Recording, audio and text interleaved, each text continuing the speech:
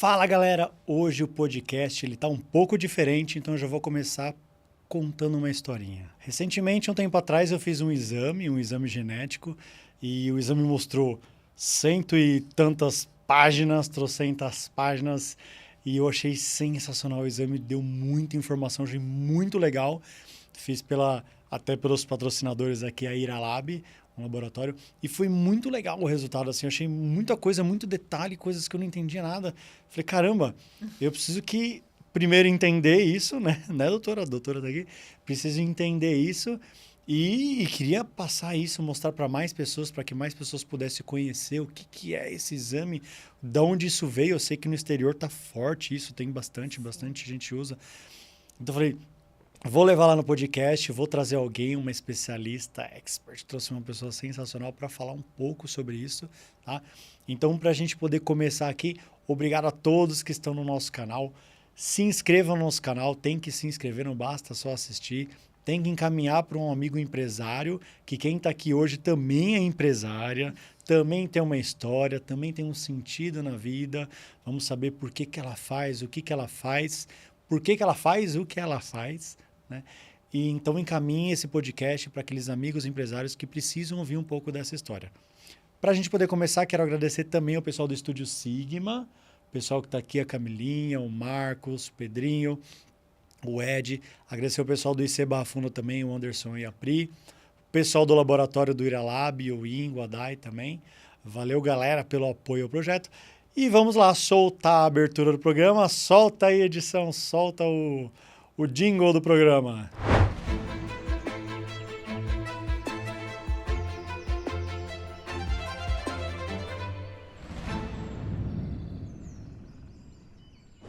Então vamos lá, pessoal. Estamos aqui hoje com a doutora Cristina, certo?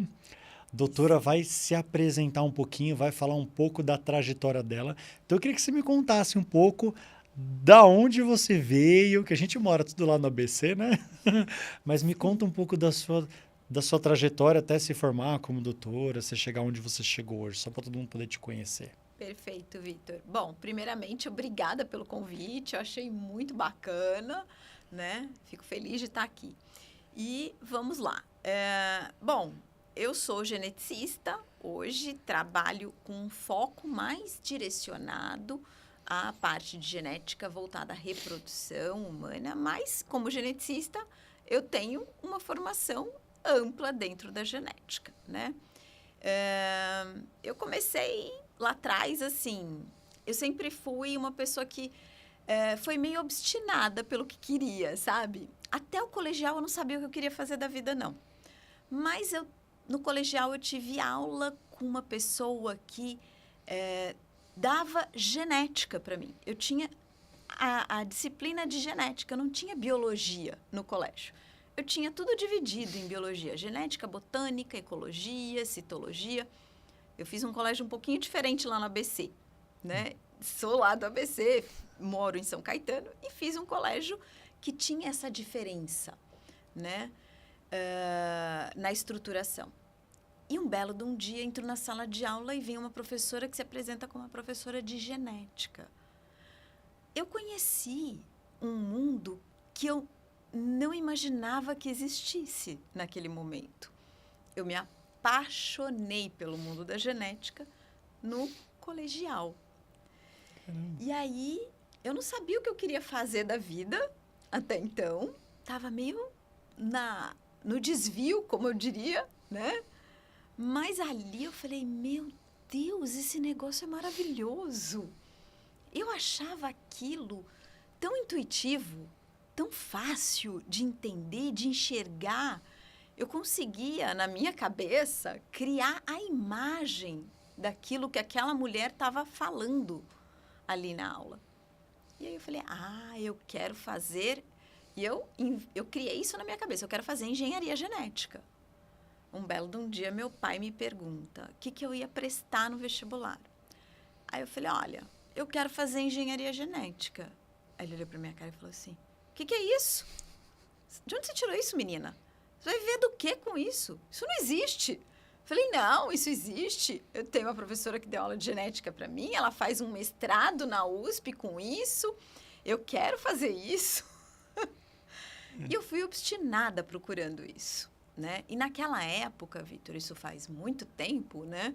Eu já sou bem das antigas.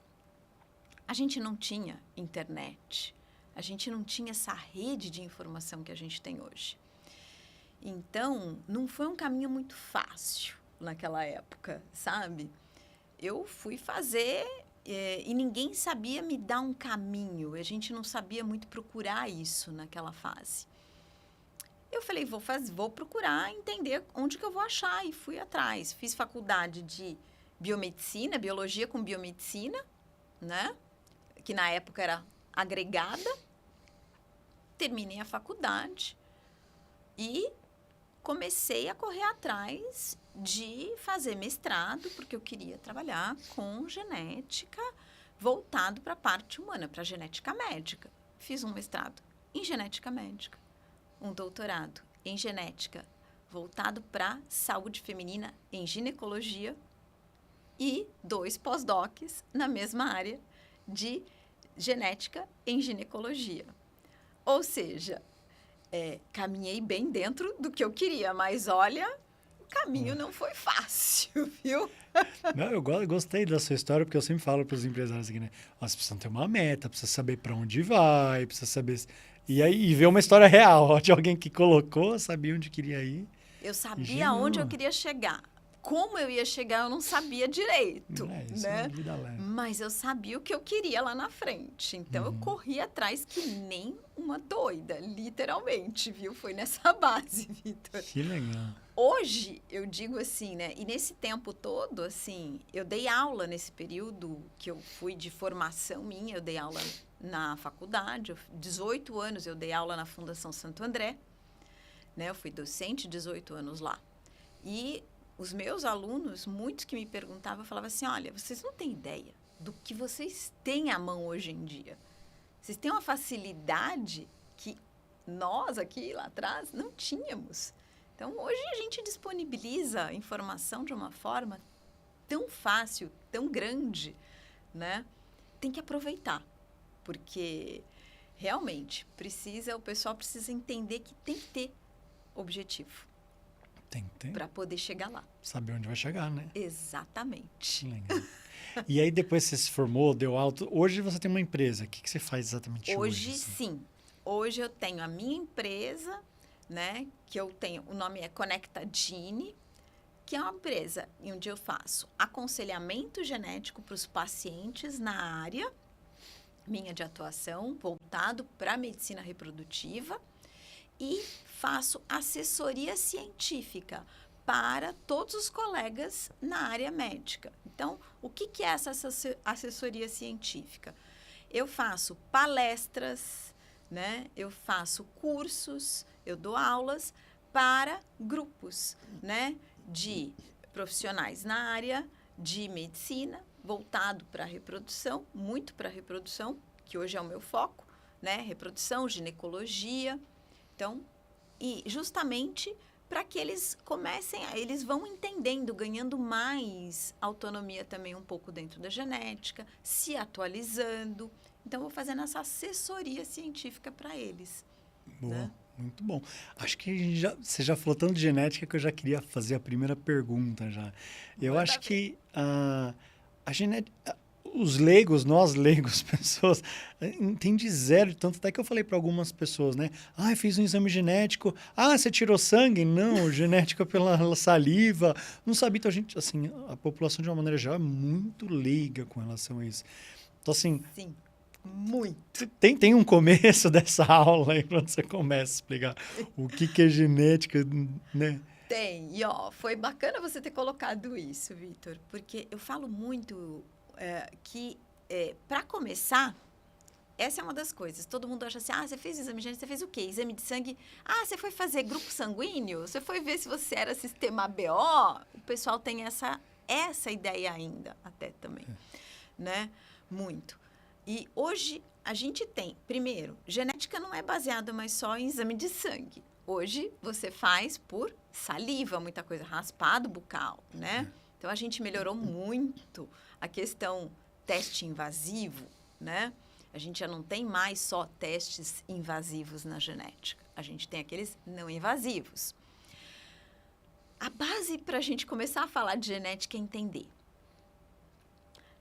que temos diferenças dentro do que... Quando a gente fala em teste genético, em questões genéticas, todo mundo pensa que tudo que é doença genética, né? Tudo... então, é uma doença genética. Tá onde? Tá em gene. Tá em cromossomo? Aonde está? A base é essa. O que é um gene e o que é um cromossomo? Qual é a diferença entre uma coisa e outra? Nem ideia. Esse é o ponto de início da história, é o fio da meada, né? E eu falo muito assim, e eu coloco exatamente isso.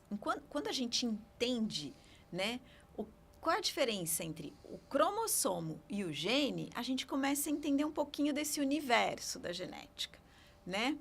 Então, assim, os genes são a informação de base para formar um organismo como todos nós aqui, né? A gente tem uma infinidade de genes aqui. O projeto Genoma, lá atrás, ele teve o propósito de desvendar isso. Quantos genes a gente tem? Qual o papel desses genes? Como é que a gente estrutura tudo e essa informação toda? Esses genes estão lá no nosso DNA. E essa informação toda, ela passa por um processo de empacotamento, né? É um fio. O nosso DNA é um fio, né? Que a gente não enxerga, né? Que a gente não tem capacidade, o nosso olho é extremamente limitado. É uma molécula que a gente coloca como uma imagem de um fiozinho lá, bonitinho, né? Então, só que essa molécula, que tem mais ou menos aí uns 2 metros de comprimento, que a gente fala, se a gente esticasse ela está totalmente empacotada dentro do núcleo de cada célula nossa, que a gente não enxerga. Né? Tá aqui, um monte de célula e a gente não enxerga. E dentro desses 2 metros, mais ou menos, aí de comprimento, com esses genes que estão lá em pontos, tudo empacotadinho, a gente empacota esses genes, empacota, até chegar numa estrutura que o nosso olho consegue enxergar, que se chama cromossomo. Então, a diferença é, o gene, ele está dentro de um cromossomo empacotadinho. Os cromossomos nossos, eles são literalmente a forma visual para eu conseguir enxergar que eu tenho genes lá dentro. Só que a gente não enxerga bem. Quando eu olho para um cromossomo, eu vejo um bastãozinho todo listradinho. As listrinhas é onde a gente tem os genes, né? É o que eu falo sempre para os meus pacientes, para os alunos, quando eu vou explicar, eu falo isso. Dentro do bastão listradinho, eu tenho uma infinidade de genes. Cada cromossomo que nós temos contém uma quantidade de genes. Nós temos nossa espécie, e cada espécie vivente no planeta tem um conjunto de cromossomos específico. Nós, seres humanos, temos 46 cromossomos, né? 22 parezinhos, que a gente dá o nome de autossomos, e um par, que é o par sexual, que define as diferenças aqui, homem e mulher. Mulher é XX, homem é XY. E aí, essa informação está toda empacotada ali dentro. Esses genes todos, inclusive as variantes genéticas que foram vistas na sua testagem, estão dentro desses cromossomos. Entendi. E aí a gente faz o estudo não do cromossomo, mas do gene. Isso. De lá de dentro. De dentro do cromossomo. E a gente estuda uma daquela cadeia lá, daquela linha. Isso. Alguns genezinhos dentro daquelas linhazinhas, daquela linha ali, né? De cada cromossomo, né? Então, ali na tua testagem, eles pegaram genes específicos dentro dos cromossomos. Entendi. Aí, a partir daí, sai aquele resultado. Aí você abre um universo. Um universo, porque... Abre um universo. 180 páginas no exame, que eu falei, Jesus, ele sabia de tudo. A gente vai falar um pouquinho de cada um, né? Sim, Mas vamos. ancestralidade, pele, doença, farmaco. Vamos. Nossa, tinha tanta coisa. E aí, o primeiro que acho que a gente pode entrar, que eu acho que é o mais legal, que todo mundo gosta, é o de ancestralidade. Isso. Eu vi que, até quando eu morei fora, lá nos Estados Unidos, eles até se apresentam já com ancestralidade. Ah, eu sou fulano de tal, minha ancestralidade, não falo ancestralidade, né? Mas, por exemplo, deu italiano, né? Sim, uma 92%. grande parte sua é Europeia. italiana, da Então, assim, região eu norte sou o da Vitor, Itália. minha família é de origem italiana, eles se Isso. apresentam assim. É muito natural, tá muito forte isso lá fora, né? Sim, muito. Eu acho muito bacana a gente começar por isso, que eu acho que é um principal foco na testagem, é mostrar esse lado, e eu acho interessante o que você colocou. Lá fora, nos Estados Unidos, esse teste, ele está muito divulgado já. Aqui no Brasil, ele está começando a ganhar corpo já nos últimos 2 anos, ele começou a ganhar corpo, né? O que é bacana nesse teste de ancestralidade, que eu vejo, é que, além de você ter a noção da sua origem lá atrás, de ancestrais muito antigo, né? Assim, ele pega uma ramificação bem antiga, né? Além disso, é o quanto essa sua ancestralidade foi passeando, né? Pelo mapa até chegar aonde chegou você, né? Então, acho isso muito interessante, porque eles conseguem traçar o caminho, né, todo desse DNA, né, desde o principal ancestral até os dias atuais. Então, isso eu acho muito interessante. E uma das coisas que me chamou a atenção na testagem, quando eu estava olhando o teu resultado, foi como eles pegam a questão de desmembrar a tua ancestralidade entre a via materna e a via paterna. Eu achei bem bacana isso.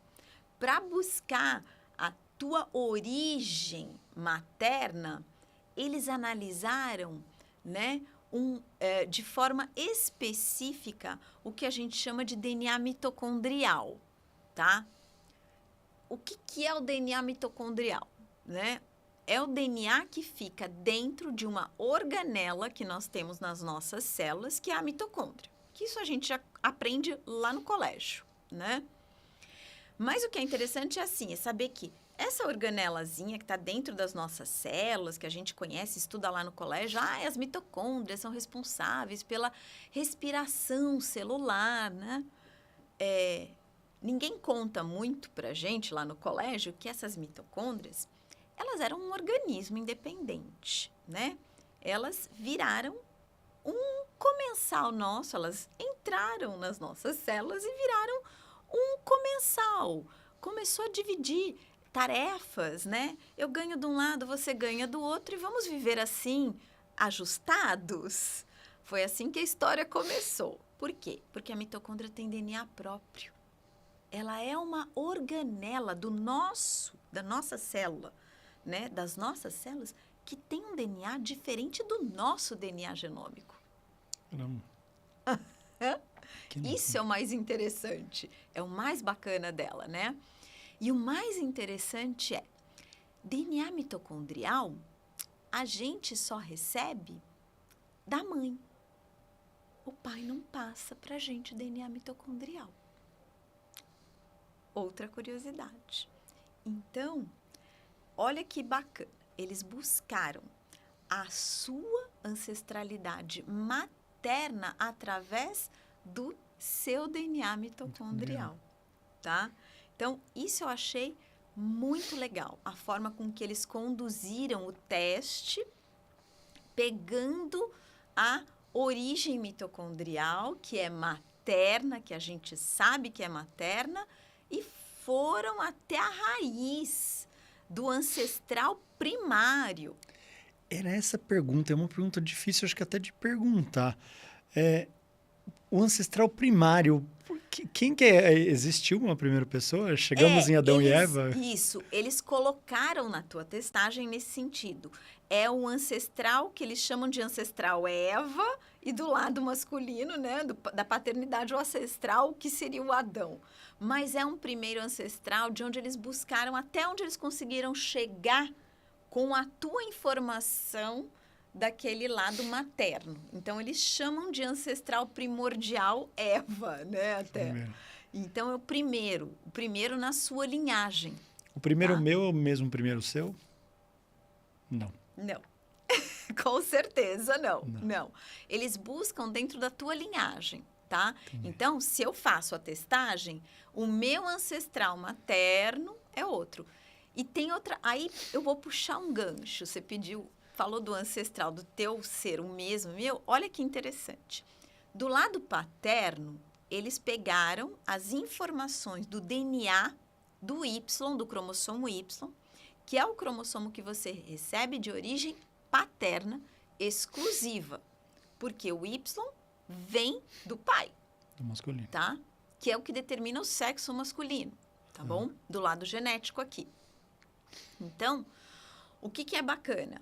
Eles conseguiram pegar o teu ancestral paterno através das informações do teu cromossomo, dessas regiões do Y, que são conservadas e passadas ao longo, né, das linhagens aí todas, nessa ancestralidade.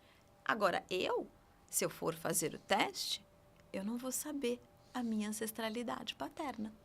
Ah, é? Sim, eu não tenho Y, eu só tenho X. Eles não têm como rastrear a minha ancestralidade paterna. Olha Caramba, isso. Que louco, eu não sabia disso. Interessante, né? A ancestralidade paterna só é possível através das informações do Y, como a sua testagem coloca lá nas informações, inclusive. Está lá no teste. Eles colocam dessa forma.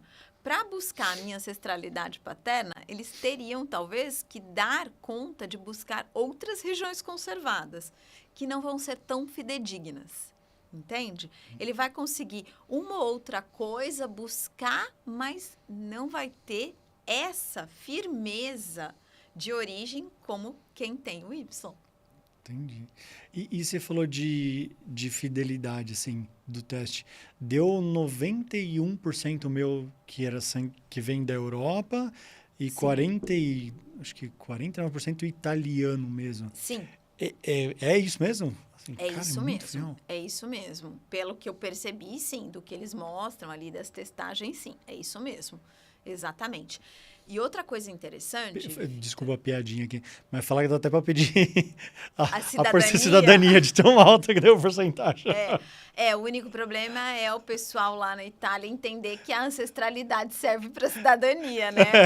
Hoje em dia acho que ainda não, mas quem sabe futuramente eles entram com isso, né? Porque, olha, o mundo é tão dinâmico hoje que eu acho que não vai ser muito difícil isso acontecer, não, viu? Mas uma coisa que eu acho interessante é esses testes de ancestralidade que já vem crescendo aí no mundo. O que é legal? Quando você fez a testagem no laboratório agora aqui. Uma outra pessoa que faça esse mesmo teste que você fez, você tem o teu resultado lá no banco de dados deles. Se uma outra pessoa que tem uma relação de parentesco com você e não sabe, fizer o teste, vai acusar que vocês têm uma relação de parentesco. Caramba. Tá? Então, isso está sendo interessante porque lá nos Estados Unidos, como o teste já tem muita gente que fez, já foi muito divulgado, a principal empresa já mais antiga lá, hoje, ela já foi responsável por pessoas conseguirem encontrar parentes que elas desconheciam, distantes. Tem ajudado muito em casos de adoção. Isso, sabia? Caramba. Uma pessoa que foi adotada e não sabia origem genética, não sabia nada da história dela, fez a testagem e fez a testagem e no resultado veio que tinha uma pessoa que tinha feito a testagem que tinha uma concordância genética, ou seja, tinha parentesco. Aí, eles conseguiram colocar as pessoas em contato. E essas pessoas conseguiram criar um laço de interação familiar até. Então, a pessoa ela fez o teste buscando se conhecer mais, porque ela era adotada. E ela descobriu a origem, né, real dela de base, genética de base. Descobriu os pais biológicos, descobriu tios, parentes, acabou conseguindo descobrir toda uma informação que ela não imaginaria que seria possível através do teste de ancestralidade. Caramba, tá? Que legal. Eu acho que essa é uma das funções interessantes que a gente tem com a testagem da ancestralidade. Mais do que saber quantos % eu tenho da Europa, quantos da Ásia, mais do que isso, é você conseguir ter essa relação que muita gente perdeu lá atrás, né? Acho isso muito interessante. Tem um fim mais... um propósito mais não mais justo, sei lá, com um propósito mais... um propósito assim, mais nobre, eu mais diria nobre, até. isso. Né? Um propósito mais nobre, porque é interessante isso, né? Eu atendo pacientes em todos os lugares e eu tenho pacientes que chegam para mim falando, olha, doutora, eu não tenho informação nenhuma porque eu fui adotado. Entende? Então, nessa história, quando eu vi essa questão de pessoas que foram descobrindo toda uma informação por conta da testagem da ancestralidade, essa é uma das coisas que eu acabo até comentando muito com alguns pacientes, né?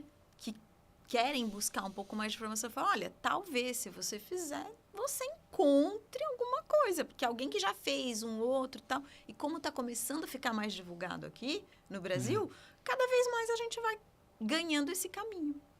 Né? Ou seja, quanto mais gente fazer, quanto mais pessoas Quanto mais fizerem esse teste, mais a gente vai tendo essa informação. Vamos divulgar mais para todo mundo fazer isso. Interessante. Desse lado eu acho muito bom. E aí, continua. Aí o exame da ancestralidade é isso. Eu acho que esse é o ponto que eu acho muito legal dentro do teste da ancestralidade, que valia a gente colocar aqui. Esses eram os pontos que eu tinha já ticado para a gente falar. Aí ele vai para uma variante SNP, você falou bastante disso. Falei, meu, o que é isso? Me conta. Vamos lá. Aí, a partir da ancestralidade, ele tem uma diversificação, o teste. Ele vai pegar e vai analisar algumas variantes genéticas que a gente chama de SNPs, tá? A sigla é SNP e um Szinho, porque são vários, né? Então, e o SNP a sigla vem do inglês, mas em português seriam polimorfismos de nucleotídeos simples, tá? Então, polimorfismo, a palavra... Então, vamos desmembrar esse nome lindo, né? Aí, polimorfismo, muitas formas. Polimorfos, muitas formas. Então, polimorfismo de nucleotídeo. Nucleotídeo é aquelas letrinhas lindas do DNA, sabe? As bases, né? A, T, C, G. Então, das nossas letrinhas, das nossas 4 letras do código. Então, são variações nessas letras, variações simples. O que é isso? É a troca de uma letra por outra. O nosso código genético, ele tem é uma sopa de letrinhas, literalmente. E a gente tem, né, ao longo desse código, as letras, elas se organizam de uma forma a serem lidas corretamente para produzir proteínas que formam o organismo e que são proteínas funcionais. Perfeito. Eu tenho que ter na posição 10, lá, pegando a minha linha, vamos pensar na nossa linha. A linha de 2 metros. Isso aí, na nossa linha. Na posição número 10, eu tenho que ter a letra A. Mas aí eu vi que o Vitor não tem um A, ele tem um C no lugar do A. Isso é uma mudança simples de um nucleotídeo. Troquei um A pelo C, tá? Naquela posição. Então, Quando a gente vê que essas modificações simples acontecem em pontos, em diversos pontos, dentro do nosso genoma todo, na nossa fita, né? Lá, numa frequência maior do que 1% na população, a gente chama isso de polimorfismo. Então, ou seja, eu excedi uma frequência Que deveria ser que comum. deveria ser... A frequência é baixa. Quando a frequência é muito baixa, quando a troca de letra é uma frequência baixinha, a gente dá um nome de mutação.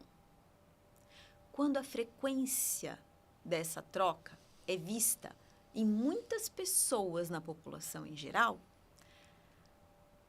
e excede esse 1%, a gente chama de polimorfismo. Ou seja, é muito frequente, já está muito divulgado, ou seja, já passaram-se muitas gerações e essas trocas foram sendo vistas com uma frequência alta.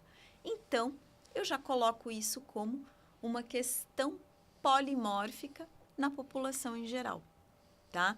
Então, ou seja, a partir daquele ponto, depois da ancestralidade, a gente começa a entrar no mundo das variantes polimórficas, tá?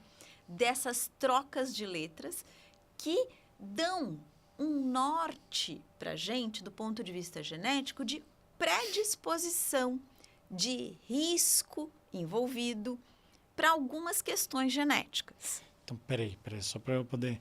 Então, quer dizer que quando a gente fala que tem predisposição a algo, na verdade, é a troca genética desse número, não... Dessa letrinha. Dessa letrinha. Dessa letrinha na posição determinada lá. Porque quando... Ó, não sei, eu tô falando besta, eu tô totalmente Fica leigo. tranquilo. Mas eu lembro que há muito tempo atrás, nossa, fizeram um mapa genético, definiram o DNA.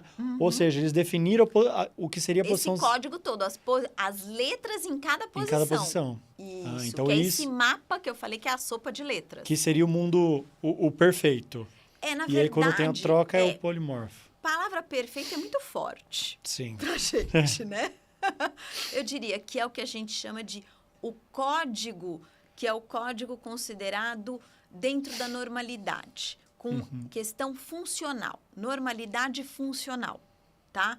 Então, a gente tem, isso é postado em bancos de dados mundiais. Então, a gente tem o genoma postado nos bancos de dados e a gente se baseia na informação desse genoma que está postado lá nos bancos de dados para a gente poder ver o que é diferente do postado como a normalidade para a grande massa do planeta. Entendi. Tá? É assim que funciona. Então, se eu tenho uma troca de um T por um G em uma determinada posição, era para ter um T e eu tenho um G no lugar, eu tenho uma variante genética ali, tá? E você falou 1% é baixíssimo. Mas eu tô falando em população mundial. Ou seja, 1% é muita coisa. É muita coisa, é isso, entendeu? Entendi. Então, quando a gente fala em polimorfismo, a gente fala em polimorfismo para população no mundo. Aí é que é diferente, porque quando a gente pensa, poxa, 1% é muito pouco. Não, é pouco se você estiver olhando uma população pequenininha, né? Uma cidade, um bairro. Não, eu tô olhando o mundo. Aí é outra coisa. 8 bilhões de habitantes, né? Exatamente. 1% é muita gente. É muita gente. Então, a testagem, ela se baseia nisso. Tanto que ela se baseia nesse sequenciamento genômico, né? Que é postado lá para poder ver essas variantes. Então, a partir dali, o teste vai focando em algumas dessas variantes que são correlacionadas com uma predisposição. Por exemplo, vou pegar um exemplo aqui, que tem lá, com uma predisposição a desenvolvimento de diabetes tipo 2, tá?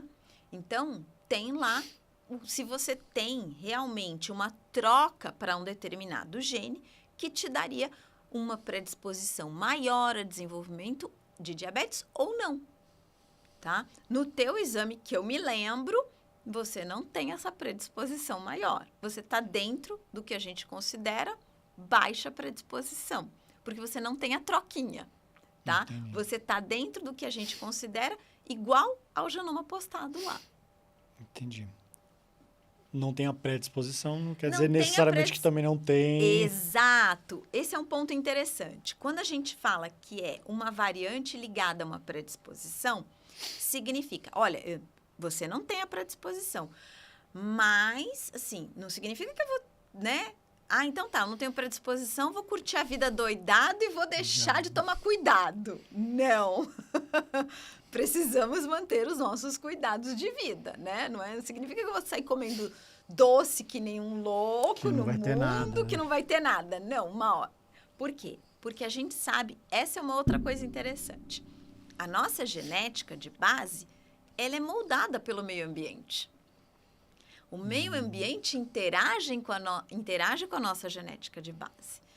Por isso que é uma predisposição, é um risco de desenvolvimento. Tudo depende do meio em que você for colocado. E como você vai reagir a esse meio também. O meio ambiente, ele troca os genes? Não, ele não troca. É. Ele age em cima. Ele age. Ele age por cima. Então, você não modifica do meio para dentro, você não troca a letrinha ali. Mas você atua em cima, tá? Então, você atuando em cima, você pode piorar a tua resposta, né?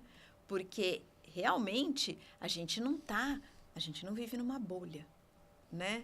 Em que a gente não recebe nada de fora para dentro e não reage. A gente reage ao que a gente recebe de fora para dentro. Então, isso é uma outra área da genética que a gente chama de epigenética. A genética é muito ampla, né? É o que eu falei, é um universo. Então, ali eles colocam muitos SNPs, foram estudados muitos ali, para te colocar algumas coisas, para te chamar atenção para algumas coisas, né? Falando assim, olha, você tem um risco aqui um pouquinho aumentado para um câncer, para um desenvolvimento de câncer. Mas é risco, né? Significa o quê? Em alguns casos, eu coloco assim, dependendo do resultado que está dentro da testagem, quando a gente vê um risco real calculado maior, o que vale a gente fazer? Ali o teste ele é uma triagem. Agora vale a gente colocar a diferença entre uma triagem e um diagnóstico. Quando eu falo de um teste que vai olhar predisposição e risco, eu estou olhando uma triagem. Então, ou seja, ele está me dando um grau de assertividade, mas ele não está fechando, batendo um martelo, dizendo, olha, eu tenho um diagnóstico que eu vou ter um câncer tal lá na frente. Não, eu estou com uma predisposição e um risco. Então, ou seja, ele olhou uma variante que tem relação, mas não é uma variante que a gente pode dizer que ela seja com um peso de doença, que a gente chama de patogenicidade. Mas se eu estou com um risco um pouco mais alto, vamos lá, um risco acima de 80%, o que é interessante nessa triagem que está te mostrando aquilo? Opa, eu estou com um risco de 80%. É uma triagem? Acho que vale eu passar numa consulta com um especialista e ver se não vale eu fazer um teste diagnóstico agora. Para ver se tem realmente alguma coisa, né? Alguma mutação que seja, né? Uma alteração minha ou herdada ou minha mesmo, que possa me dar realmente um caminho de cuidado prévio. Eu antever uma situação e eu conseguir trabalhar antes de chegar na doença. Então, isso é válido, então, porque eu lembro daquela história de uma atriz, né, que retirou a mão. Sim, a Angelina Jolie. Isso. Ela ficou famosíssima por conta da retirada da mama, né? Ela fez a mastectomia por conta de uma testagem e ela fez, o que ela fez? Aí ela fez um teste diagnóstico né? Então, assim, a mãe dela tinha um histórico, em cima do histórico da mãe, ela foi e fez o teste diagnóstico, né? No diagnóstico, deu realmente que ela tinha a mutação patogênica que tem um grau, né, de risco altíssimo e ela quis se prevenir. A prevenção para aquela situação era uma mastectomia. Ela foi bem radical na prevenção dela, mas ela preferiu fazer isso do que esperar para ter que chegar num início de um câncer e ter que tratar e fazer a mastectomia depois. Entendi. É porque ela não estava lá no teste, lá na predisposição. Eu achava que ela estava nessa época, porque foi bem criticada, né? Ela foi criticada, na verdade, por quê? Porque é o seguinte, ela tinha uma mutação patogênica, tá? Herdada da mãe. A gente sabe hoje que essas mutações patogênicas herdadas para câncer de mama, elas têm o que a gente chama de penetrância, que é o quanto o gene penetra e se expressa realmente, gerando doença. Ela tem uma penetrância acima de 80%. Então, significa, ela ainda estava dentro de um risco, tá, Vitor? Por isso, fica com a cara de predisposição. Dentro de um câncer, a gente tem esse olhar falando de que ainda estava na predisposição, no caso dela, ainda estava. Mas era uma predisposição que ela fez um teste diagnóstico e que aquele risco era acima de um limite, estava muito acima do limite superior. Então, ela não quis arriscar. Ela foi criticada porque ela fez uma mastectomia total antes de ter qualquer indício de condição. É por isso, entende?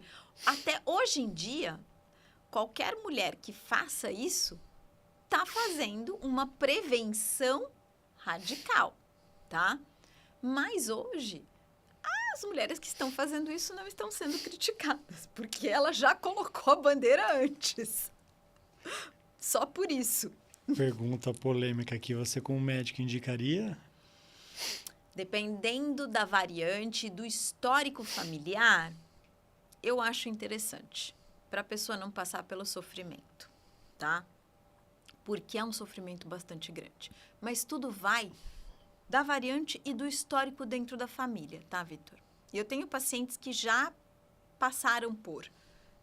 Pacientes que têm um histórico bem consistente familiar, que não queriam passar pelo sofrimento, porque viram várias pessoas e preferiram se antever, tá? E eu acho que cada caso é um caso. Eu, dentro dessa parte, coloco isso sempre.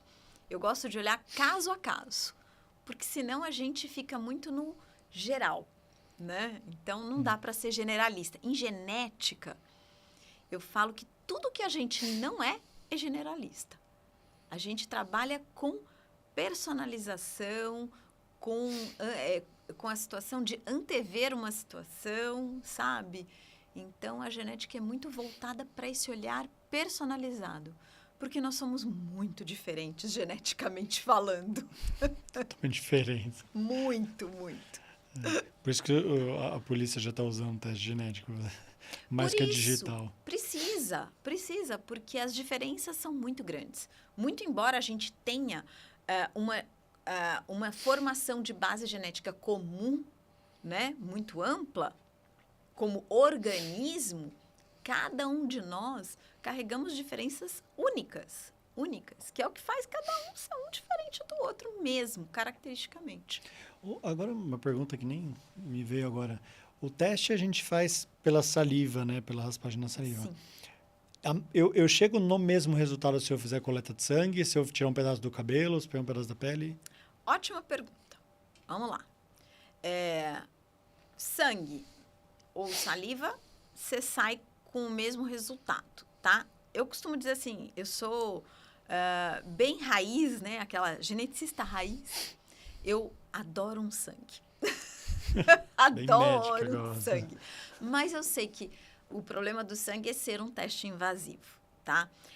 Por que a gente gosta, quem trabalha na área, por que a gente gosta do sangue? Porque a quantidade de DNA que vem de uma coleta de sangue, que a gente consegue extrair de uma coleta de sangue, ela é infinitamente maior do que da saliva.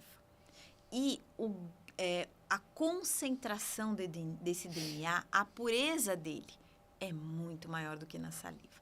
Na saliva, eu tenho que, obviamente, jogar fora, né, as bactérias, todas as tralhas que vêm junto com a saliva, né? Porque vem um bando de coisa junto. Então, a gente tem que limpar muito esse material para conseguir ter um DNA com um grau de pureza bom. O sangue é melhor? É, mas o resultado é o mesmo. Pele, que são fibroblastos, tá? O problema é que pele, você tem que fazer biópsia. Não é um procedimento muito legal, bacana também. Mas o resultado é fidedigno? É, porque é um tecido que tem célula íntegra e você vai extrair DNA com o mesmo grau de pureza. Concentração um pouco diferente do que o sangue, mas vai ter, tá? Aí você perguntou cabelo. Adoro essa pergunta. Todo mundo acha que vou cortar um pedaço do cabelo, vou analisar DNA. Gente, isso aqui é só proteína morta, tá? Esquece. Tem nada, é igual unha. Tem nada, é igual unha. Nada, nada, nada. Para você ter DNA, você tem que arrancar a raiz aqui, ó, o bulbo, e precisa de um tufo mais ou menos nesta quantidade. Para chegar a ter uma quantidade de DNA mais ou menos boa, tá? Então, esquece. Cabelo não serve para nada, nada. Então, de uma forma geral, biópsia de tecido funciona, sangue e suave bucal, tranquilo. E sobre os riscos genéticos que tem lá no exame lá? Sim, vamos lá. A parte de risco é o que eu já estava falando aqui um pouquinho, a gente estava falando um pouco. A gente vai começar. Ele coloca bastante sobre risco relacionado a diversos cânceres. Por quê?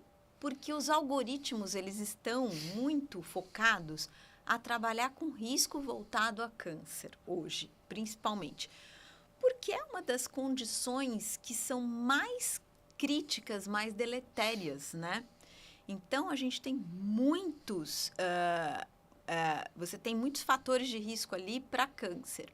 Lógico, é o que eu falei para você. Quando tem um resultado com uma predisposição lá de risco, e ele divide, né, em risco aumentado, risco normal, né, padrão, risco padrão e risco baixo, tá?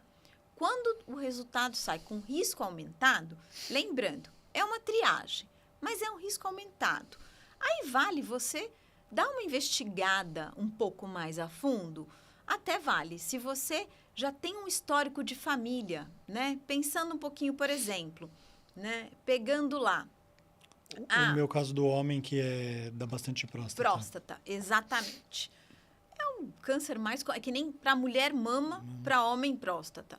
Pensando exatamente no câncer de próstata. Por exemplo, se no teu teste risco saiu lá aumentado, é interessante você pensar assim, peraí, meu pai teve câncer de próstata, meu avô teve, ter esse olhar da tua família, da origem, né? Ou seja, o meu histórico aqui, pregresso, como é que foi, né? Pai, avô, meu pai tá lá, tá bem, não tem nada, não tem problema nenhum, a próstata dele, ele faz testar, faz os exames, tá tudo dentro do normal?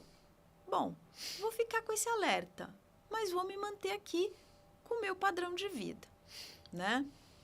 Mas, meu pai já tá com câncer de próstata, né? Tá em tratamento, tá não sei o quê. Então, vale você se antever e começar um cuidado um pouco mais cedo, entende? É assim que eu gosto de olhar uma testagem como essa de risco, tá? Porque os riscos, eles são colocados em cima de algoritmos, inclusive dos teus ancestrais, porque lembra que ele está baseando tudo isso na informação sua ancestral também, né? Então, é interessante levar desse lado. Então, para cada um daqueles cânceres que está listado ali, eu penso sempre, é bom olhar o meu histórico em torno, da minha família próxima aqui, né? Que é o que eu chamo de linha direta familiar, né? A gente tem a linha direta e a lateralidade próxima. A linha direta é pai, avô, bisavô, e a lateralidade próxima são os tios aqui e primos, tá? Então, é importante olhar esse lado. Tem um histórico?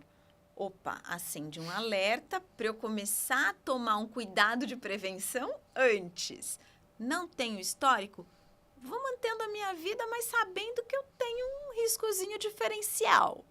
É por aí. E eu não sei se existe uma diferença ou só eu que sou leigo. A questão de... Eu vi que lá no exame mostra, por exemplo, bronquite, asma, e eu tenho bronquite. Fala, caramba, isso é um risco ou isso já é um diagnóstico que eu sei que eu tenho? Como é que funciona Na isso? verdade, ele mostra para você que você já tem uma predisposição mais alta, ou seja, um risco alto. E você já tem, ou seja, você já desenvolveu. No teu caso aqui, ele só está mostrando a consequência, aquilo que ele está comprovando o que você já tem, né? Na questão da bronquite. Mas, para outros fatores, nem sempre é isso, que é o que eu falei, é uma predisposição. Ele não muda para um diagnóstico efetivo, tá? Mantém-se como predisposição, é que você já tem o quadro. Já tem. Eu tenho muitos pacientes que chegam para mim com uma testagem parecida como essa que você fez e fala para mim assim: então eu fiz o teste e tal, mas aí veio um resultado todo de outras coisas ali. E aí eu vi, né, a questão da intolerância à lactose, né, do metabolismo da lactose. E eu já tenho isso, que bom. O teste só comprovou aquilo que você já está realmente passando por. Quando a gente faz antes, é um bom sinal para a gente tomar uma ação, né? Quando você já está com o quadro instalado, só mostra para mim assim, opa, eu tinha uma variante realmente de predisposição alta aqui e eu já desenvolvi, né? Pode dar, por exemplo, no meu que eu tenho bronquite lá da baixa predisposição? Pode por conta de que eles avaliam um gene voltado para, ou 2 em alguns casos, e um quadro de bronquite, você não tem um único gene atuante, né? Então, a gente tem que lembrar isso também, né? Que nem lá dentro, além da bronquite, por exemplo, tem genes ligados a transtorno de espectro autista, que eu vi lá. Eu quero pegar o gancho, por quê? Porque é uma condição complexa também. Então, como bronquite, asma, não é uma condição simples. Um gene, a doença. Não é, tá? Aqui eu preciso de uma interação gênica e meio ambiente com a doença. Condições genéticas chamadas de multigênicas e multifatoriais, que são as condições complexas, elas são geradas por uma interação entre gene e meio ambiente, tá? Então, não dá para a gente dizer que, mas espera aí, meu teste veio aqui, a minha predisposição para bronquite tá dizendo que é baixa, mas eu tenho bronquite. Eles pegaram o gene específico aqui. A sua bronquite pode estar sendo causada por uma variação em um outro gene, que não seja esse. É que nem o espectro autista. Eles analisaram 2 genes. Tem uma predisposição para autismo em um dos pontos no laudo e em um outro ponto também um outro gene. 2. Quantos genes a gente tem correlacionados com o transtorno de espectro autista? Mais de 700. Entendeu? Então, por isso que eu estou falando para você, eles fazem uma pincelada para algumas coisas. Em alguns pontos vai chamar a sua atenção para um lado, em outros não vai dar para fechar tanto, porque não dá. Se você quer fazer uma testagem olhando para isso, para espectro autista, você vai ter que ir para um teste voltado mais para a questão do espectro autista. E ainda assim, eu tenho muitos casos em que a gente não fecha diagnóstico, porque é uma condição extremamente complexa, que tem uma interação com o meio ambiente, que tem um quadro muito maior do que só a genética em si trabalhando. Agora que você está falando de genética, eu estou trazendo, a gente estava conversando nos bastidores, sobre o seu trabalho mesmo, né? Que trabalha com genética, mas também na parte De de reprodução humana. reprodução. Como você usa a genética na reprodução? A reprodução já não é algo que já está além da genética, já é mais físico? Não, muito pelo contrário. A gente tem muitos casais com situação de infertilidade no mundo hoje, né? Mas a infertilidade tem a ver com genética? Oh, e como? Sério? Muito! Eu tenho muitos casais com questões de dificuldades reprodutivas por alteração, pegando o degrau mais básico da genética, porque um dos dois ali no casal porta uma alteração cromossômica, uma alteração na estrutura do cromossomo. Isso configura uma dificuldade reprodutiva de base. Então, a gente tem algumas alterações cromossômicas que são voltadas para a dificuldade reprodutiva, tá? Então, esse é um ponto na questão da genética na reprodução. Outro ponto, casais que têm variantes genéticas, mutações em genes, que eu tenho uma mutação no gene, por exemplo, do CFTR, que é um gene correlacionado a uma doença genética bastante conhecida, que é a fibrose cística, tá? Eu tenho uma variante para a fibrose cística. A fibrose cística é uma doença que é recessiva. Para eu manifestar a doença, eu tenho que ter mutação vinda de fonte materna e fonte paterna. Eu tenho uma mutação só, o outro não, eu sou só uma portadora saudável. Mas se o meu marido tiver uma mutação também, ou seja, uma variante em um dos alelos, eu tenho e ele tem. Eu tenho risco de ter um filho com a doença, porque eu posso passar a minha variante, ele pode passar a variante dele, combinar e dar a criança com a doença.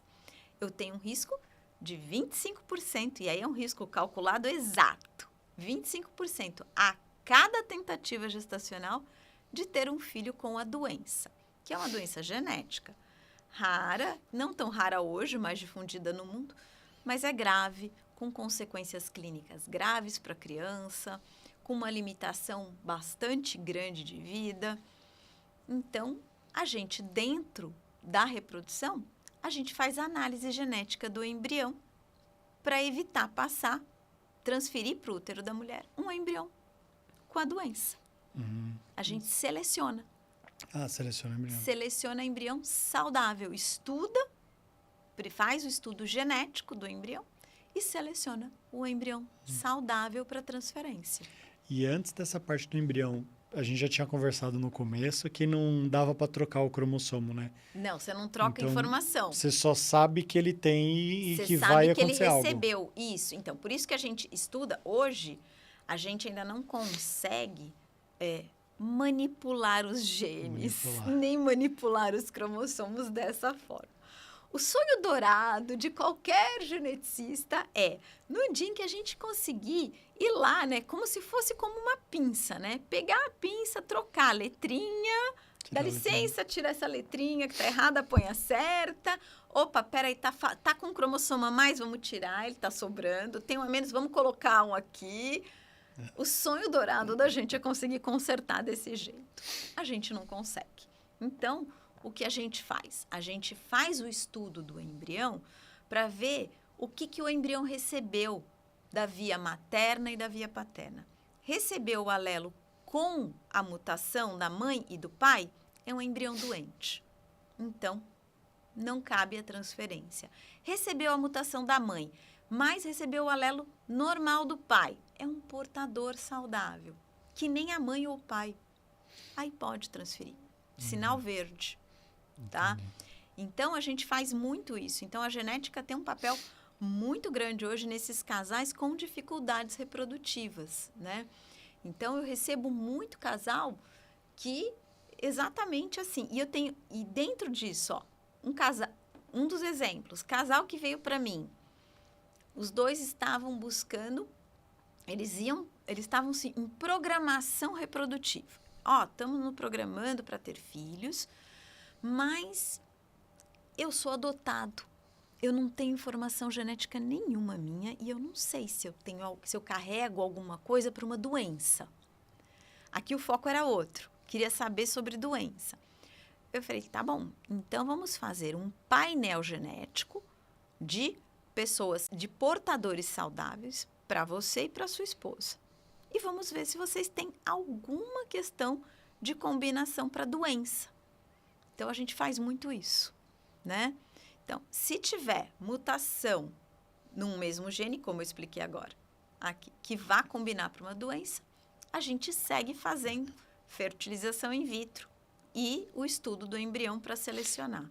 Se não tem nada, eu vou liberar o casal para ter filho em casa, né? Tranquilo. Então, tem muitos casais que hoje vêm com essa questão de uma genética preventiva, tá? E cada vez mais a gente vê isso hoje. O pessoal tem procurado muito tomar um cuidado nesse sentido, sabe? Eu já sei que tem esses painéis genéticos para a gente poder ver se tem combinação genética para doença. É possível fazer o estudo? Claro que é possível, né? Eu queria que esses testes tivessem um acesso maior, a gente conseguisse ter mais acesso para a ampla população. A gente ainda não tem. Esse é um problema para a gente ainda hoje aqui no Brasil. Essas testagens, elas não são tão acessíveis. Mas a gente vai chegar lá um dia, se Deus quiser. E aí você está falando das doenças, mas e da parte fármaco também? Ele também sabe, porque ele mostrou que eu tenho tendência à alergia a AS, e eu tenho mesmo. Isso. Falei, caramba, é outra, eu quero saber até os remédios. Essa é uma área hoje que a gente até tem um nome específico na genética. Então, pegando o gancho, fármaco e nutri, eu vou juntar os dois aqui para a gente falar um pouco. Então, os fármacos, a gente tem um ramo da genética que se chama farmacogenética hoje. A farmacogenética, ela faz justamente o estudo de como que a nossa genética trabalha na metabolização de determinados fármacos, de determinadas drogas. E essa é uma área muito interessante. Por quê? Porque, principalmente nós brasileiros, temos um hábito tão bacana. A gente tem um hábito interessante de... fulana, você teve um problema de estômago, o que você tomou mesmo? Eu tomei tal coisa. Que ótimo, porque eu tô com uma dorzinha de estômago, eu vou comprar esse remédio. E a gente vai lá na farmácia e compra o tal do remédio que a minha vizinha tomou e que foi ótimo, que ela ficou curada. Eu vou metabolizar o remédio do mesmo jeito que ela? A minha genética é igual à dela? Acho que não, né? Então, a gente tem esse hábito, né? De, remédio tal, fulano usou, deu certo, vou usar também. Não é assim que funciona. A gente tem que entender que a gente trabalha, o nosso corpo metaboliza medicamento e alimento de uma forma individualizada também. Então, é muito interessante isso. E eu acho essa uma área da genética linda e que tem um campo de atuação muito grande para entrar aqui ainda, viu? A gente ainda caminha numa base engatinhando na farmacogenética no Brasil. E a gente precisa ganhar mais chão desse lado, sabe? Só para eu entender, assim, é como se eu estudasse qual tipo de... Simplificando aqui. Claro. Qual tipo de remédio que seria mais eficiente para mim? Para você, exatamente. Qual medicamento você metaboliza melhor e vai te dar a melhor resposta para o que você está tendo de sintoma? É isso. Então, por exemplo, a gente toma AS, né, ácido acetil salicílico, para quê normalmente? Né? Dor de cabeça. Dor de cabeça. Pronto, isso. Mas espera aí. Será que eu metabolizo bem esse remédio para dor de cabeça? Será que para mim não é melhor uma outra fonte, uma outra droga de base? Então, por isso, a farmacogenética ela é interessante nesse sentido. Então, você ter dor de cabeça, a sua dor de cabeça pode passar com um medicamento E a do teu colega e do teu vizinho Passa não com vai passar, vai passar com outro. Entendeu o remédio? Por quê? Entendi. Porque a sua genética, não metaboliza bem aquilo. E a dele metaboliza lindamente. A gente tem... E isso eu faço o paralelo para droga e alimento. Cafeína, que é um dos nossos, né, muito falados hoje em dia. Eu tomo café porque a cafeína é ótima, eu fico esperto, eu fico bem e tal. Eu tomo café, eu não sinto nada, eu durmo depois que eu tomo café. Olha a diferença. Isso não é diferença de como você metaboliza? E o que faz você metabolizar de uma forma tão diferente? É a tua genética, ninguém parou para pensar nisso. E tem gente que passa mal com determinados alimentos. Por quê? Porque a genética dessa pessoa não faz a metabolização. Aquilo sobra. Quando você não metaboliza direito, aquilo sobra no teu organismo e causa uma reação de toxicidade, que é a alergia. Então, a alergia é o sinal de que aquilo foi tóxico para você. Eu não consegui metabolizar, aquilo foi acumulando e se tornou tóxico. Olha isso. Tem alguns medicamentos que são realmente assim. E a gente precisa começar a enxergar desse jeito, né?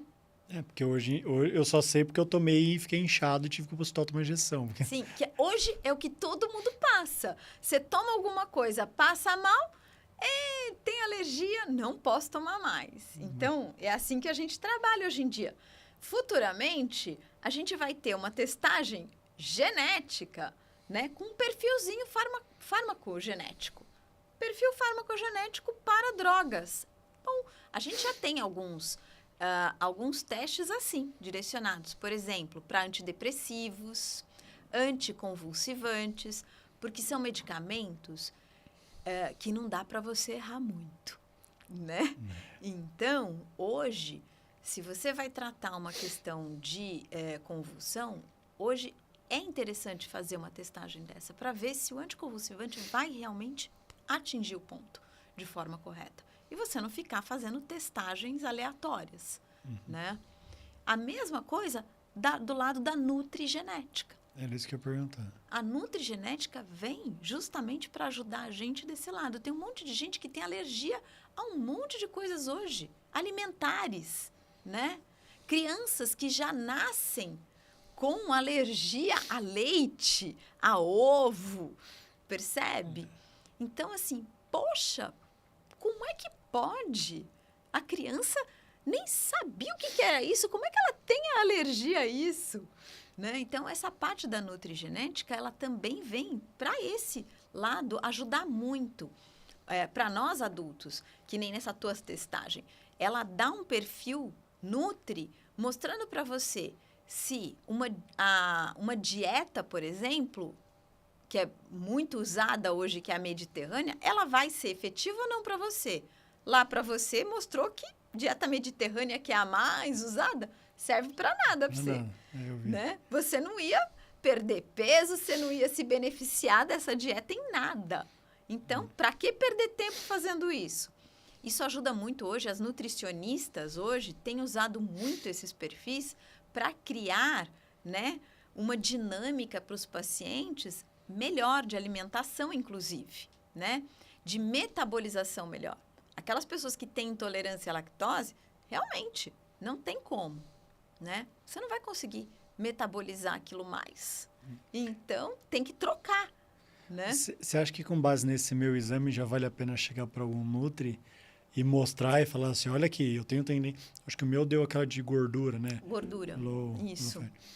Aí vale a pena já indicar e direcionar minha dieta para isso? Na verdade, tudo depende. Você não tem um perfil de quem está com excesso de gordura, quem está com IMC alto, né, Vitor? Então, assim, eu pensaria assim, se você ganhar um pouco mais de peso, você tiver com uma dificuldade aí em adiante, aí eu acho que vale, tá? Ele serve, ele é um instrumento para nutricionista se basear nele e dar uma estudada, uma aprofundada e olhar melhor. O que ela poderia somar naquela testagem inicial para melhorar a tua performance desse lado, tá? Você não está com IMC fora da normalidade no momento, mas precisando com uma Nutri, serve como base já para ela trabalhar em cima, tá? E assim como o Nutri também tem, né? Falando de performance, tem a parte de desempenho físico, né? Sim, exatamente. Isso tem ajudado muito os treinadores para aquele pessoal que trabalha muito dentro os atletas hoje. Esses perfis têm ajudado os treinadores de atletas. Eles já estão usando isso? Usam muito. Eu sei até que o pessoal de time de futebol, os jogadores de time de futebol andaram fazendo uns perfis voltados para essa questão de desempenho físico, tá? Tem uns perfis genéticos só para desempenho físico, hoje, já desenhados, com vários genes. Esse seu é uma amostrinha, né? Hoje a gente tem perfis para desempenho físico, que nem para Nutri, você tem também perfil para de nutrigenética maior. Então, esses dos físicos, os atletas já têm usado e os treinadores usam isso como base para melhorar esses atletas de alto rendimento, para eles chegarem no máximo de rendimento deles. Tanto que esses atletas que vão para Olimpíadas muitos deles passaram por essas testagens, tá? Então, vale a pena, eu que gosto de esporte viciado, vale a pena olhar lá. Eu sei que mostra... Você ampliar o seu teste. Vale você ampliar o teste. Se você gosta, vale. Para você ter um olhar mais aprofundado. Ali ele te dá uma amostra, vamos dizer assim, uma amostra grátis do início da coisa. Ele te dá o fio de início, tá? A pontinha. Para quem quer aprofundar, eu recomendo. Aí sim, a partir dessa testagem, vai a fundo e busca uma testagem voltada para perfil de físico, de desenvolvimento físico, tá? Eu vi que mostra lá, por exemplo, no meu, habilidade ou facilidade, não sei, de cardio, de exercício de cardio. Sim, exatamente. Aí vale você pegar e fazer uma testagem mais a fundo em genes voltados para isso, para ver como que um profissional, um personal trainer, por exemplo, poderia te auxiliar criando, né, desenvolvendo um treino em que você tivesse um melhor desempenho, tá? Entendi. Então, funciona bastante. Hoje tem sido muito usado pelos atletas isso, tá? É bem abrangente, né? É bem abrangente. É, porque tem uma parte que fala do... Como é? Do social. Isso, tem o social. O que é esse do social? O social, eu diria que é o mais... ele é o mais curiosidades, né? Ele está mais voltado para a parte de curiosidades, porque ele fala um pouquinho de habilidade matemática, questão de metabolização de álcool, social, aquela coisa. Eu diria assim, ó, esse é o lado mais soft ali dentro, né? Porque ele coloca até hiperatividade, né? E eles fazem uma chamada colocando que é uma sessão do teste voltado para você puxar assunto até, né? Falando sobre as habilidades dos outros, de pessoas, amigos em comum. Então, eu diria, eles fazem análises de um gene só em cada ponto. E é aquela história. Um gene não te dá o perfil da tua habilidade matemática. Um gene não mostra o perfil de hiperatividade sua.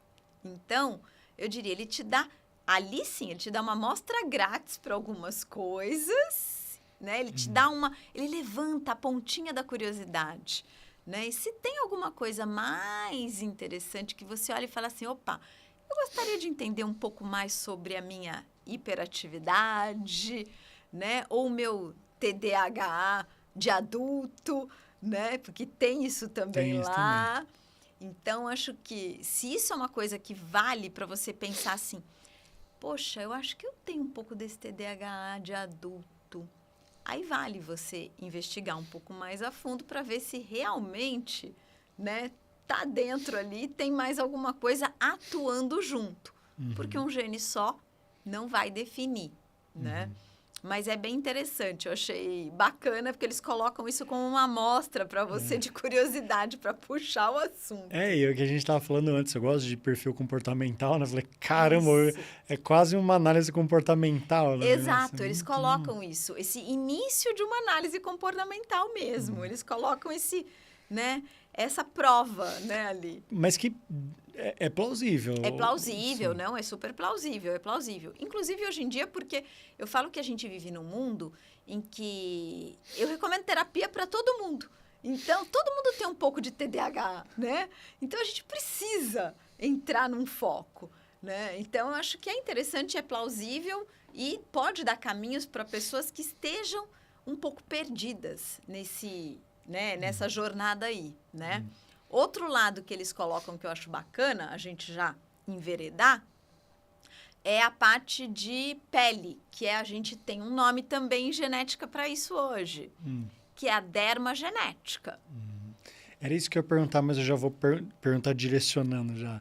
A minha esposa, a doutora Lívia, é da harmonização facial. Ah, que legal. E eu já mandei para ela, falei, já olha aí, que ela já vai saber do urgente a ver com o procedimento. Já está acontecendo isso também? Na verdade, a resposta para as pessoas para cada procedimento, tá? Isso já acontece também, tá bom? Então, essa parte da dermagenética mostra o quanto você tem, o quanto a tua genética ela é mais favorável ou menos favorável em alguns aspectos, né? A gente tem algumas alterações, algumas variantes genéticas voltadas à questão de fotoenvelhecimento, que está lá até na tua testagem, né? Essas são muito importantes para a gente ter um cuidado de pele, principalmente com essa questão de exposição a sol, cuidados aí, principalmente por conta de câncer de pele, tem lá uma das variantes ligadas a melanoma também. Então, hoje essa parte da dermagenética vem crescendo muito, principalmente por conta de todo mundo que quer fazer um procedimento também estético, né? Esse meu procedimento, ele vai me trazer a resposta que eu estou buscando? Dependendo da tua predisposição, a quantidade que vai ter que ser utilizada, né, de um determinado ativo vai ter que ser diferente. Tem pessoas que eu já vi isso, que eu lido com uma gama de pacientes muito grande aí ao longo da vida, né? E eu já fiz consultoria para dermagenética e para farmacogenética também. Então, eu tenho um caminho longo aí. Tem pessoas que não respondem bem a procedimento de botox. A toxina botulínica, por exemplo, tem pessoas que aplicam a toxina botulínica e nada. Ela não funciona. Por que ela não funciona? Porque tem alguma questão genética naquela pessoa que não funciona. Não vai. Ela não age, né? Era para ela congelar, deixar tudo paradinho e não funciona. Não funciona. A pessoa aplica e é que nem água. Aplicou, entrou e foi embora. E foi embora, não serviu olhando pra Botox. nada. Isso, e foi embora, não serviu para nada. É uma questão de que a pessoa tem variante genética que faz com que ela não consiga absorver. Não tem a resposta é ruim. Tá, aí é interessante saber qual é a resposta ali, justamente. E aí, ó, tô juntando a fármaco aqui também, né? Com a derma, percebe? Como os caminhos, eles criam uma intersecção. Então, assim, é bom você saber porque talvez essa pessoa, para responder, ela tem uma variante tal ali. Opa, quem tem essa variante precisa do dobro da dosagem para ter a mesma resposta que quem não tem. É assim que funciona. E a gente tem isso para uma infinidade muito grande Tratamento. na vida. Exatamente. E isso já faz até o gancho para do envelhecimento. Do envelhecimento também, é a mesma coisa. Do envelhecimento ele fala é só de pele ou envelhecimento Ele de fala maneira de geral? pele e ele fala um pouquinho das doenças de senilidade, que é Alzheimer e Parkinson. Tem lá alguma coisa. Lógico, quando a gente fala de Alzheimer e Parkinson, aí eu tenho que fazer o parênteses. Lembrando, Parkinson e Alzheimer são doenças complexas, genéticas complexas. Ali tem um genezinho de uma, um gene de outra, tem uns 2 genes ali que dão uma amostra, mas não te dão o total. Então, você não ter a relação para aqueles genes não significa que eu estou livre. Ou eu ter uma relação não significa que eu vou ter. Então, são condições muito complexas e que a gente tem muitos outros genes interagindo, né? Não dá para a gente dizer que aquele ali só vai ser um responsável ou não, tá? Mas te dá uma amostrinha ali de uma ponta inicial, né? Hoje tem painéis genéticos voltados para essas análises? Tem. E ainda assim, os painéis voltados, bem direcionados para Alzheimer ou para Parkinson, ainda assim, eles não são 100%, tá? São doenças bastante complexas. Então, a gente tem que ter um olhar de... olhar, assim, crítico, um olhar crítico. Você lê o resultado, você vê o histórico familiar e faz um acompanhamento mais próximo, sabe? Para ver se tem alguma ação que você vai poder tomar antes, antever. Mas não dá para a gente bater um martelo ainda. Eu queria falar de futuro da genética, mas em 2 aspectos. Um, do futuro mesmo, de onde você acha que vai chegar toda essa história. E um futuro 2, pergunta 2, com base na inteligência artificial. Você acha que ela já está influenciando de alguma maneira? Vamos lá. Juntando aqui, para onde a gente vai no futuro com a inteligência artificial. Eu acho assim, a inteligência artificial já está ajudando e já está entrando nesse meio. Ela já é uma parte integrante aqui, né? Na nossa realidade hoje, já vem ajudando muito.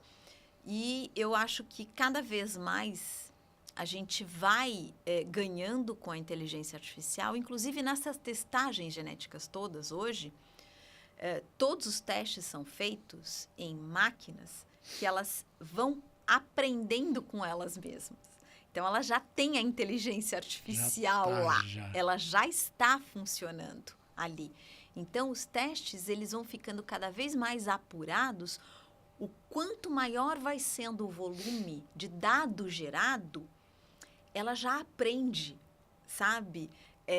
A máquina vai aprendendo e vai melhorando e vai trabalhando e refinando cada vez mais isso. Então, isso já está no nosso dia a dia. Isso já existe. E o que eu espero de futuro, aonde a gente chegar, eu acho que a gente tem aí um mundo de possibilidades. Mas o que a gente está começando agora, e que eu espero ali num futuro adiante a gente ter de uma forma muito concreta, é essa questão da gente poder ter edição genética, que é fazer a edição dos genes, que é conseguir editar isso. Você acha que está longe? Tá difícil eu falar, diria claro, para você mas... que é difícil precisar. Mas tá? assim, para algo para aqueles 10 anos ou 1000 anos? Não, pelo amor de Deus. Eu acho que 10 anos a gente começa a ganhar um chão mais sólido. A gente já tem algumas doenças que essa edição genética está começando a ser colocada em prática, tá? Já estão testando. De uma forma, sim, de uma forma ainda muito fechada, tá? Por quê? Porque ela ainda demanda um custo astronômico, né? O que a gente precisa?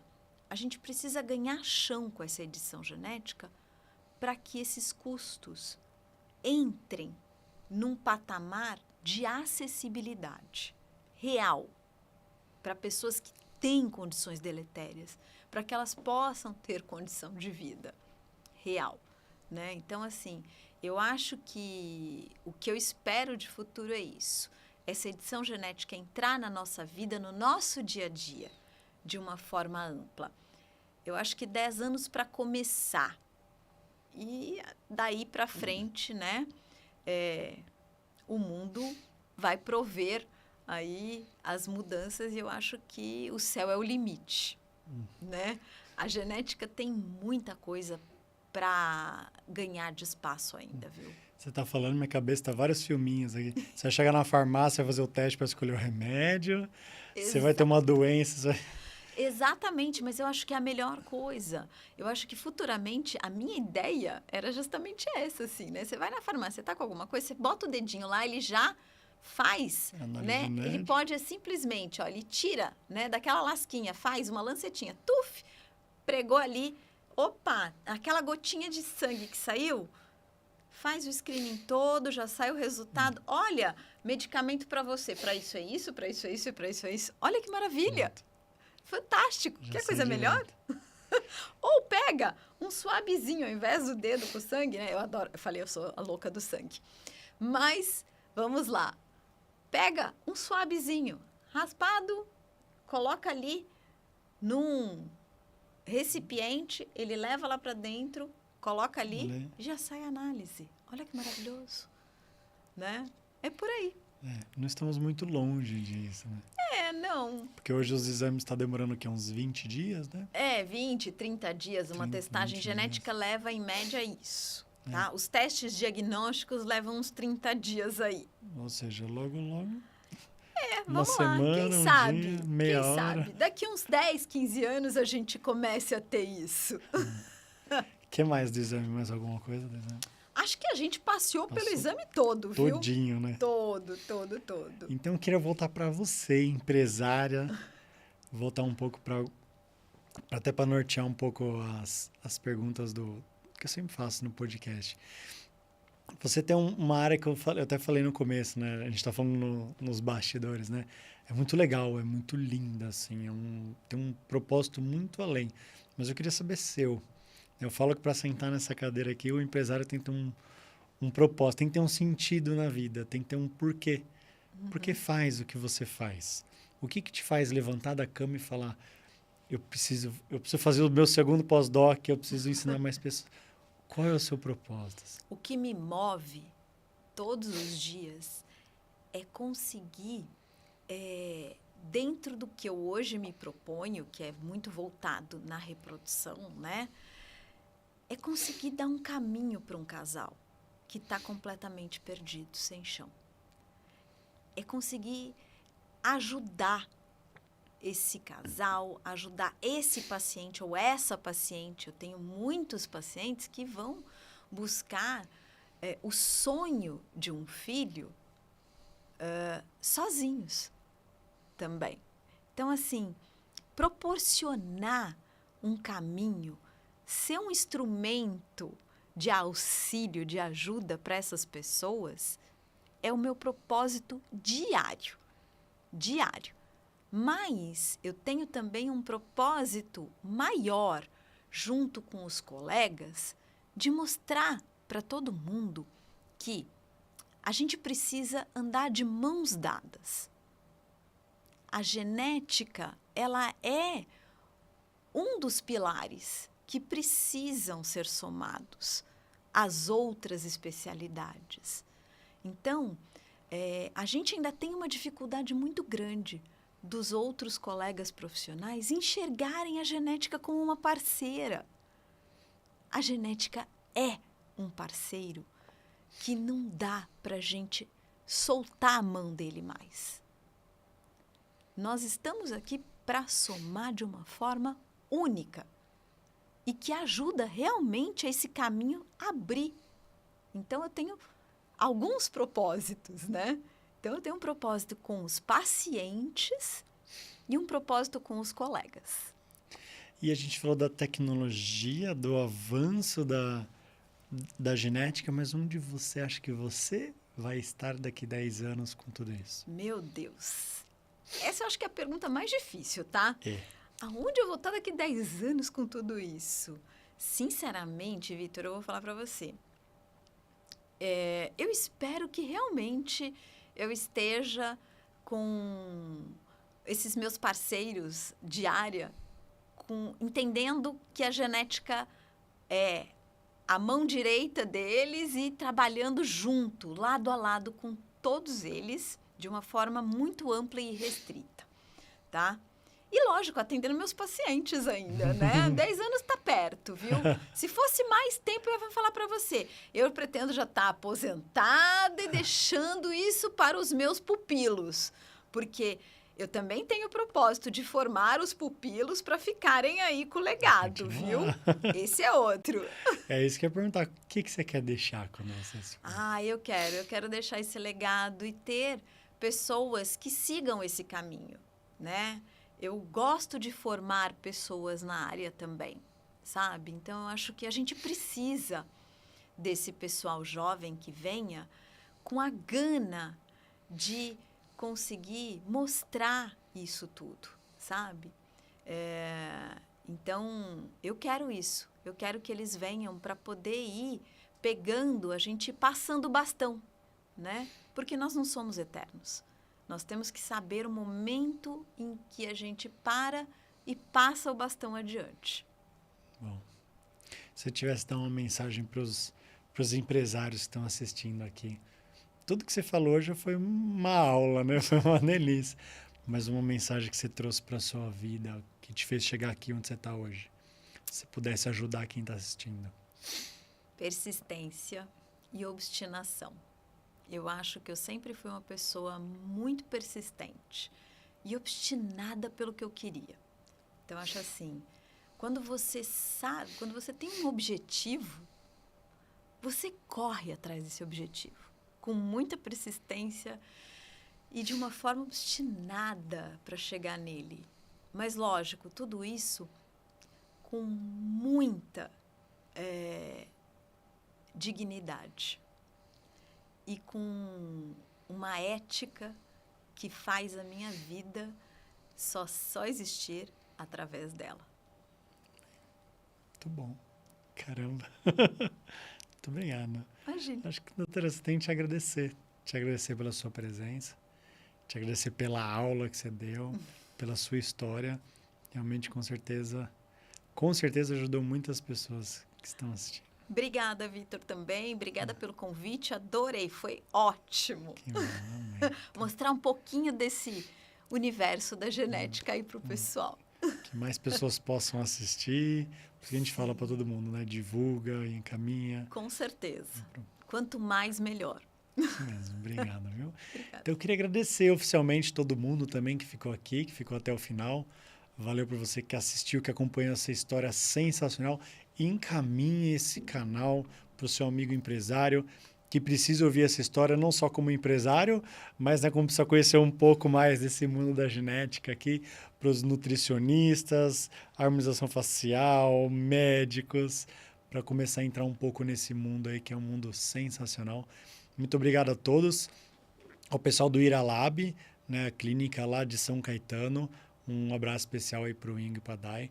Valeu, pessoal do estúdio Sigma, a Camilinha, beijo, Camilinha, o Marcos, o Ed, o Pedrinho, valeu todo mundo, a Pri, o Anderson do IC Barra Funda.